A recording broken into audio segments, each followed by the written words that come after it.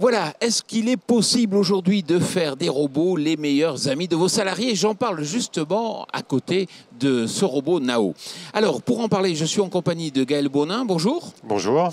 Et puis de Alain Goudet, bonjour. Bonjour. Alors, vous êtes tous les deux professeurs marketing, responsables et membres de l'Institut Smart Product and Consumption Research Center. Et il faut m'expliquer, quelle est votre mission?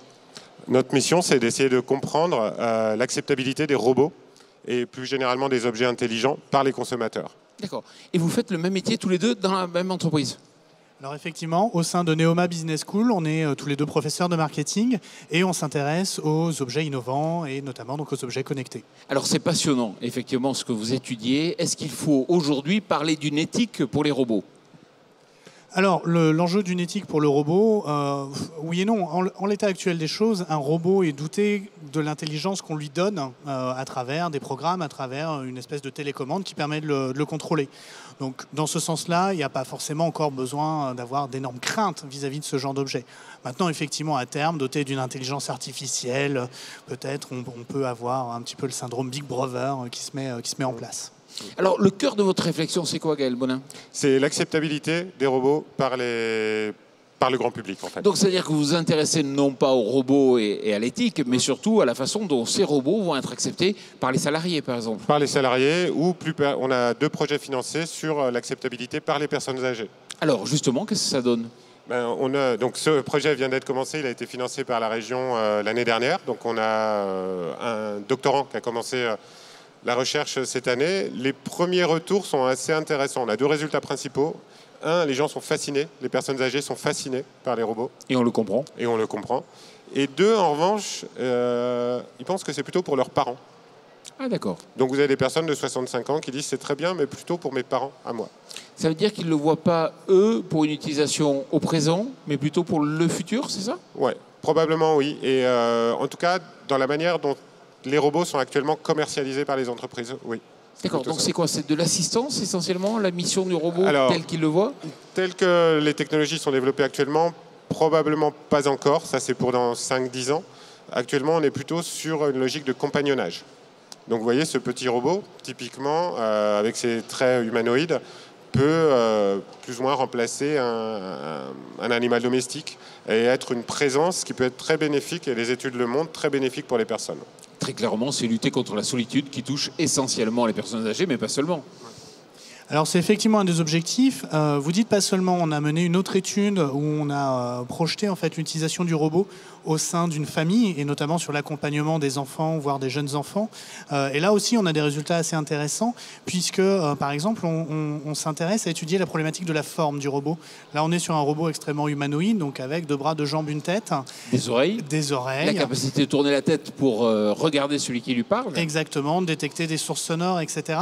Et on s'est rendu compte que cette forme-là, dans certains cas, n'était peut-être pas forcément la forme idéale pour favoriser l'acceptation du robot. Pourquoi? Tout simplement qu'il y a des réactions autour de cet aspect justement anthropomorphe qui sont un petit peu négatives. On a eu le cas, alors pour le coup, d'une personne âgée qui était un petit peu inquiète de l'apparence humaine et qui voulait du coup pas s'approcher tout simplement de l'objet, sans même savoir ce que l'objet pouvait faire pour elle ou pas. Ben effectivement, parce qu'il est de plus en plus humain, ce robot. Il a des comportements de plus en plus humanoïdes. Donc effectivement, il peut faire peur parce qu'on a l'impression qu'on peut ne pas le maîtriser.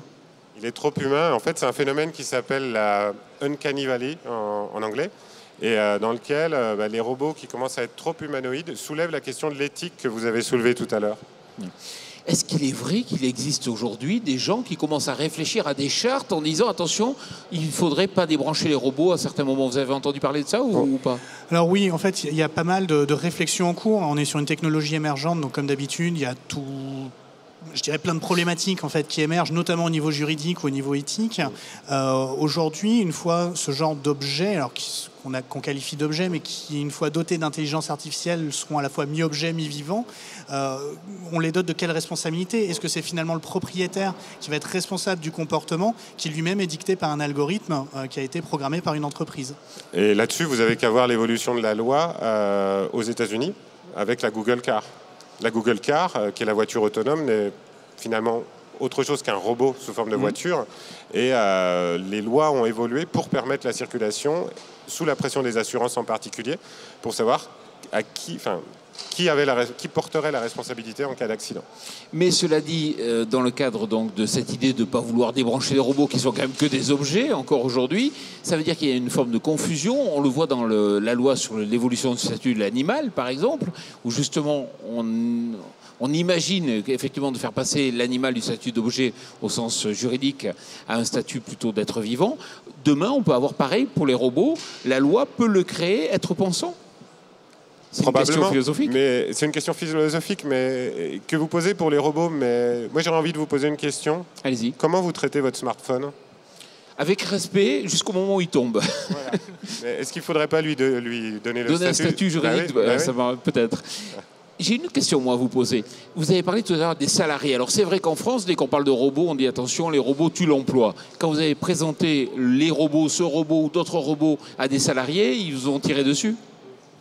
Pas nécessairement. Hein. On est alors évidemment sur ces logiques assez classiques en matière de technologie de destruction créative. Donc il va y avoir une transformation des organisations, transformation des métiers, transformation de la société, de la réaction individuelle. Donc il va y avoir peut-être disparition de certains types de métiers ou certains types de fonctions, mais il va y avoir aussi création de nouvelles choses. Donc la vraie problématique, c'est de réussir à accompagner justement ces salariés dans l'intégration de ces technologies dans l'organisation. Et la deuxième remarque par rapport à ça, regardez ce qui s'est passé avec les caisses automatiques dans les supermarchés. Les caisses automatiques n'ont pas remplacé les caisses normales, et vous regardez des initiatives comme celle de Tesco aux États-Unis qui a lancé des magasins complètement automatisés. En fait, ils ont recruté en donnant une nouvelle mission au personnel, une mission de conseil et de retissage de liens sociaux. Alors pour finir, juste, on a une minute, mais c'est vrai que vous connaissez peut-être le dessin animé Futurama.